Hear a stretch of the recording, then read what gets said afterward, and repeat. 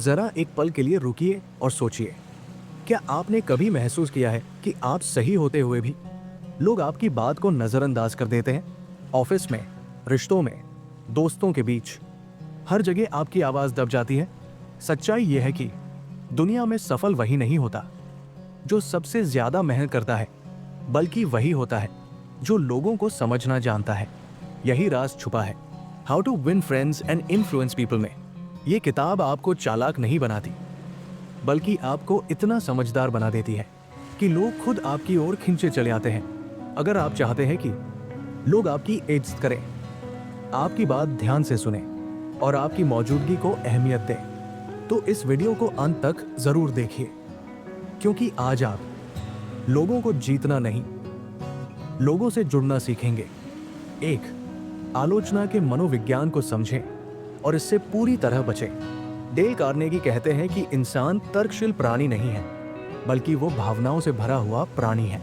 जब हम किसी की आलोचना करते हैं तो हम उसके तर्क को नहीं, बल्कि उसके अहंकार और आत्मसम्मान पर हमला करते हैं। इतिहास गवाह है कि बड़े से बड़े अपराधियों ने भी जेल में रहते हुए खुद को बेगुनाह माना। अल कपोन जैसा गैंगस्टर कहता था कि उसने लोगों की मदद की और बदले में उसे तिरस्कार मिला। जब इतने बुरे लोग खुद को गलत नहीं मानते, तो आप अपने आसपास के सामान्य लोगों से ये उम्मीद कैसे कर सकते हैं कि वे अपनी गलती मान लेंगे? आलोचना करने से सामने वाला व्यक्ति सेल्फ डिफेंस मोड में आ जाता है और वो अपनी गलती सुधारने के बजाय उसे सही ठहराने के बहाने खोजने लगता है। इससे रिश्ते में कड़वाहट पैदा होती है और काम भी नहीं बनता। एक बुद्धिमान व्यक्ति वह है जो लोगों की कमियों को नजरअंदाज करे और ये समझने की कोशिश करे कि वे ऐसा क्यों कर रहे हैं। आलोचना करना एक आसान काम है जिसे कोई भी मूर्ख कर सकता है, लेकिन चरित्रवान व्यक्ति वही है जो दूसरों को समझे और उन्हें माफ करना सीखे। यदि आप किसी व्यक्ति को बदलना चाहते हैं तो नफरत या टोकने के बजाय प्यार और समझदारी का रास्ता चुनें। याद रखें, शहद की एक बूंद से ज्यादा मक्खियां पकड़ी जा सकती है, बजाय जहर के।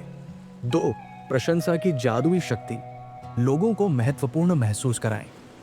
इंसानी स्वभाव की सबसे गहरी जरूरत यह है कि उसे सराहा जाए। सिग्निफिकेंस या महत्वपूर्ण महसूस करना ही वो भावना है जिसने इंसानों को सभ्यता बनाने के लिए प्रेरित किया। रॉकफेलर ने इसी वजह से पैसा कमाया और लिंकन ने इसी चाहत में नाम कमाया। जब आप किसी की दिल से तारीफ करते हैं तो आप उसे वो खुराक दे रहे होते हैं जिसकी उसके मन को सबसे ज्यादा जरूरत है। लेकिन यहाँ सावधान रहने की जरूरत है। चापलूसी और सच्ची प्रशंसा में जमीन आसमान का अंतर है। चापलूसी स्वार्थी और नकली होती है, जबकि प्रशंसा निस्वार्थ और गहरी होती है। आप किसी के कपड़ों की, उसके बोलने के तरीके की या उसके काम की बारीकियों की तारीफ कर सकते हैं। अपने घर में अपनी पत्नी या पति के छोटे छोटे कामों के लिए उन्हें धन्यवाद कहें। दफ्तर में अपने जूनियर को बताएं कि उसकी रिपोर्ट कितनी अच्छी थी। जब आप लोगों को यह एहसास कराते हैं कि उनके बिना आपका काम अधूरा होता, तो वे आपके प्रति वफादार हो जाते हैं। लोग अक्सर प्रशंसा करने में कंजूसी करते हैं और आलोचना करने में जल्दबाजी, जबकि हमें इसका बिल्कुल उल्टा करना चाहिए। सच्ची प्रशंसा वो निवेश है जिस पर आपको जीवन भर सम्मान और प्यार का ब्याज मिलता रहता है। 3, सामने वाले की इच्छा जगाना। वही दे जो उन्हें चाहिए। दुनिया में हर कोई अपने फायदे की सोच रहा है। अगर आप किसी से अपनी बात मनवाना चाहते हैं तो आपको मैं के घेरे से बाहर निकलकर तुम के घेरे में जाना होगा। लोग इसमें बिल्कुल दिलचस्पी नहीं रखते कि आपकी कंपनी का टारगेट क्या है या आपको क्या परेशानी है।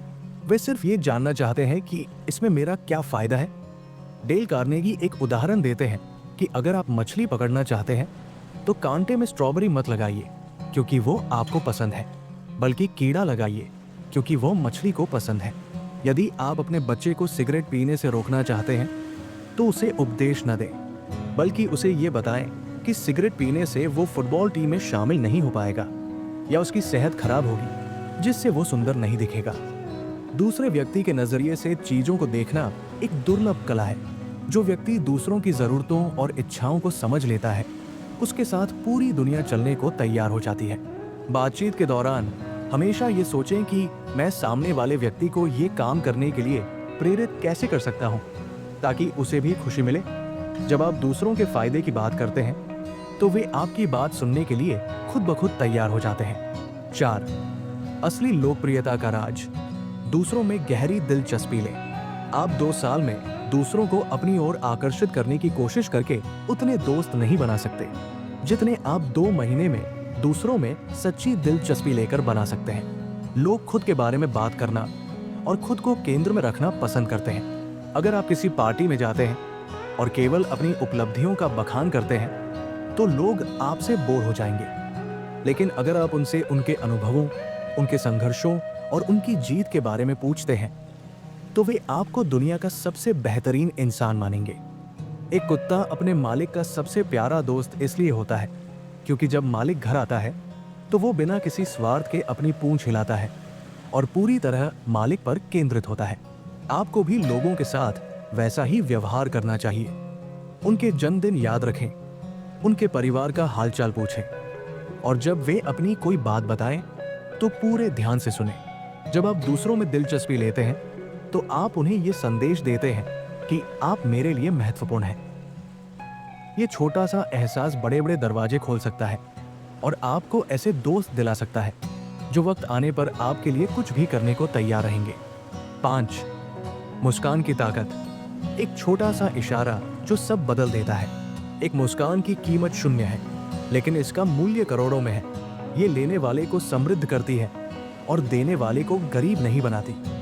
मुस्कान ये बताने का एक मौन तरीका है कि मुझे आप पसंद हैं या आपसे मिलकर मुझे खुशी हुई। जब आप किसी अजनबी से मुस्कुराकर मिलते हैं तो उसके मन की रक्षात्मक दीवारें तुरंत गिर जाती हैं। एक सेल्समैन जो हमेशा मुस्कुराता रहता है वो उस सेल्समैन से कहीं ज्यादा माल बेचता है जो गंभीर रहता है।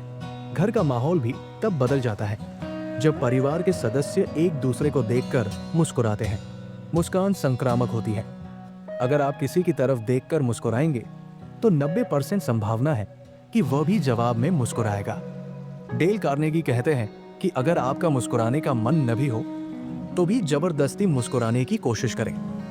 अपनी शारीरिक अवस्था बदलकर आप अपने मानसिक भाव को बदल सकते हैं। मुस्कान वो रोशनी है जो किसी के भी उदास दिन को चमका सकती है। याद रखें, दुनिया एक आईना है। अगर आप मुस्कुराएंगे तो दुनिया भी आपको देखकर मुस्कुराएगी। 6. नाम का महत्व, हर व्यक्ति का सबसे प्यारा शब्द। किसी भी व्यक्ति के लिए उसका नाम दुनिया का सबसे मधुर और महत्वपूर्ण शब्द होता है। जब आप किसी को उसके नाम से पुकारते हैं तो उसे एक अलग ही सम्मान का अनुभव होता है। बहुत से लोग ये कहते हैं कि वे नाम याद रखने में बहुत व्यस्त हैं या उनकी याददाश्त कमजोर है, लेकिन सच तो ये है कि वे उस व्यक्ति को पर्याप्त महत्व नहीं देते। एंड्रयू कार्नेगी की सफलता का एक बड़ा राज ये था कि वे अपने कर्मचारियों और जान पहचान वालों के नाम याद रखते थे। उन्होंने अपनी स्टील कंपनी में काम करने वाले साधारण मजदूरों के नाम भी याद रखे थे। नाम याद रखने के लिए एक छोटी सी ट्रिक अपनाएं। जब कोई अपना नाम बताए तो उसे बातचीत में दोहराएं और उसके चेहरे के साथ उस नाम को जोड़ लें। यदि नाम कठिन है तो उसकी स्पेलिंग पूछ लें। जब आप किसी बड़े समूह में किसी का नाम लेकर उसे संबोधित करते हैं तो आप तुरंत उसकी नजरों में ऊंचे उठ जाते हैं। ये दिखाता है कि आपने उस व्यक्ति पर ध्यान दिया है। नाम भूलना एक नकारात्मक संदेश देता है, जबकि नाम याद रखना एक गहरा और मजबूत रिश्ता बनाने की पहली सीढ़ी है। 7. सुनने की कला, एक जादूगर की तरह प्रभाव डालें। एक अच्छा श्रोता होना एक दुर्लभ गुण है। आज की दुनिया में हर कोई बोलना चाहता है, अपनी बात थोपना चाहता है, लेकिन सुनने वाला कोई नहीं है। यदि आप चाहते हैं कि लोग आपको एक बेहतरीन वक्ता समझें, तो आपको एक सक्रिय श्रोता, एक्टिव लिसनर बनना होगा।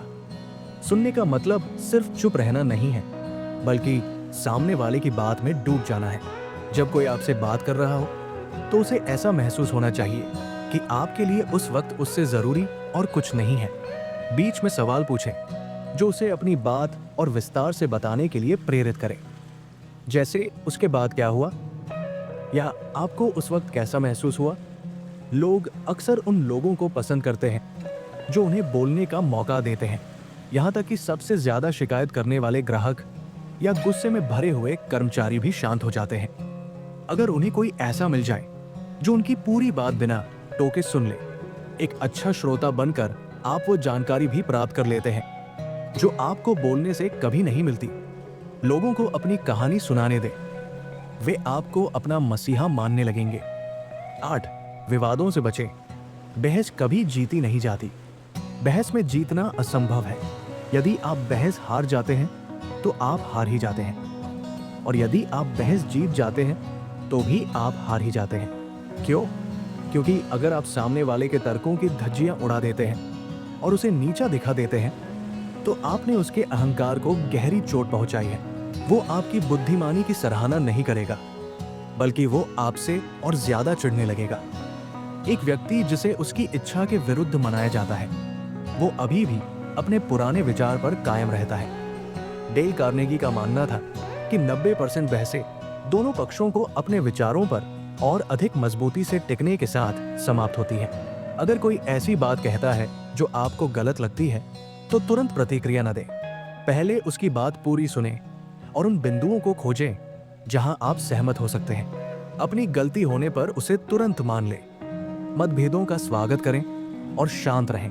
याद रखें, आप बहस जीतकर अपना अहंकार तो संतुष्ट कर सकते हैं, लेकिन आप कभी भी सामने वाले का सद्भाव और प्रेम प्राप्त नहीं कर पाएंगे। एक समझदार व्यक्ति बहस को टालने में ही अपनी भलाई समझता है। 9. विनम्रता का रास्ता। किसी को गलत न ठहराएं। किसी व्यक्ति को यह कहना कि तुम गलत हो उसके माथे पर तमाचा मारने जैसा है। ये सीधे उसकी बुद्धिमानी और उसके निर्णय लेने की क्षमता पर हमला है। यदि आप किसी को सुधारना चाहते हैं तो मैं तुम्हें साबित करके दिखाऊंगा जैसे शब्दों का प्रयोग कभी ना करें। ये चुनौती देने जैसा है।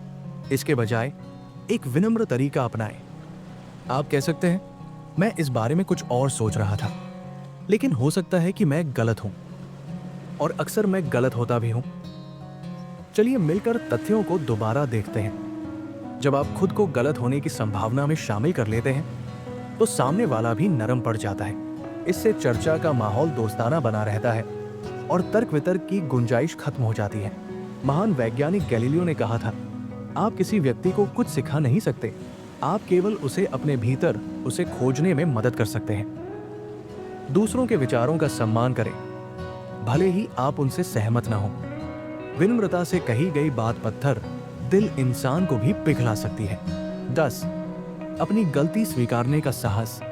आत्मशुद्धि का मार्ग। अपनी गलती को स्वीकार करना कमजोरी नहीं, बल्कि मजबूती की निशानी है। बहुत से लोग अपनी गलती को छुपाने के लिए झूठ का सहारा लेते हैं या दूसरों पर दोष मढ़ते हैं, लेकिन इससे समस्या और उलझ जाती है।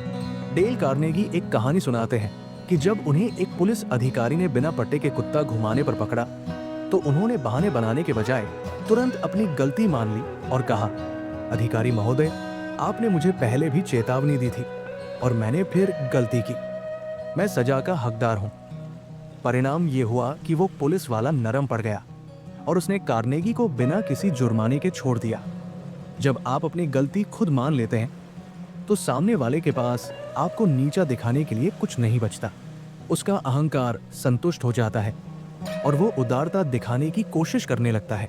ये तरीका न केवल व्यक्तिगत रिश्तों में बल्कि व्यापार और दफ्तर में भी अद्भुत काम करता है। अपनी गलतियों को गले लगाएं। वे आपके सीखने का सबसे बड़ा जरिया है और उन्हें स्वीकार करना आपको दूसरों से अलग और महान बनाता है। 11. दोस्ती का हाथ बढ़ाएं। नरमी से बात शुरू करें। अगर आप गुस्से में आगा बुला होकर किसी के पास जाएंगे तो वो भी अपने बचाव के लिए कांटे निकाल लेगा, लेकिन अगर आप ठंडे दिमाग और दोस्ताना लहजे में बात करेंगे तो बर्फ पिघलना शुरू हो जाएगी। पुराने समय की एक कहानी है कि सूरज और हवा में बहस छिड़ गई कि कौन एक आदमी का कोट उतरवा सकता है। हवा ने बहुत जोर लगाया, तूफान लाया, लेकिन आदमी ने अपना कोट और कसकर पकड़ लिया। फिर सूरज निकला और उसने अपनी गुनगुनी धूप बिखेरी। आदमी को गर्मी महसूस हुई और उसने खुद ही अपना कोट उतार दिया। दया, मित्रता और सराहना वो धूप है जो किसी भी इंसान के दिल के कोट को उतरवा सकती है।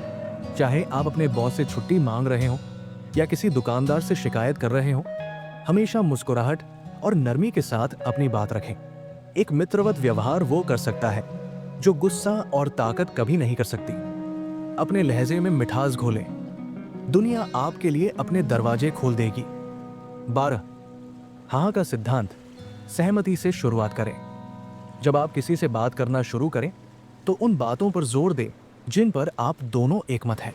कभी भी बातचीत की शुरुआत असहमति से न करें।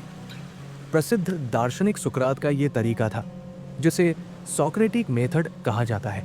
वे सामने वाले से ऐसे प्रश्न पूछते थे जिनका उत्तर केवल हाँ में ही हो सकता था।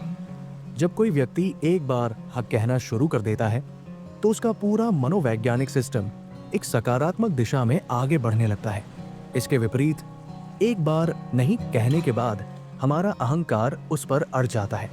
इसलिए यदि आप चाहते हैं कि कोई आपकी किसी बड़ी बात पर राजी हो जाए तो पहले उसे छोटी छोटी कई बातों पर हाँ कहने के लिए प्रेरित करें। बातचीत का प्रवाह ऐसा होना चाहिए कि वो व्यक्ति खुद ही उस निष्कर्ष पर पहुंच जाए जहां आप उसे ले जाना चाहते हैं। ये एक कला है जिसमें आप सामने वाले को ये महसूस कराते हैं कि विचार उसका अपना है, आपका नहीं। जब लोगों को लगता है कि विचार उनका है तो वे उसे पूरे दिल से लागू करते हैं। अगर ये वीडियो आपको जरा सा भी सोचने पर मजबूर करे तो समझ लीजिए आप सही दिशा में हैं। इस सीख को आज से अपनाइए और देखिए लोग आपसे कैसे जुड़ने लगेंगे। वीडियो पसंद आए तो लाइक कीजिए, चैनल को सब्सक्राइब कीजिए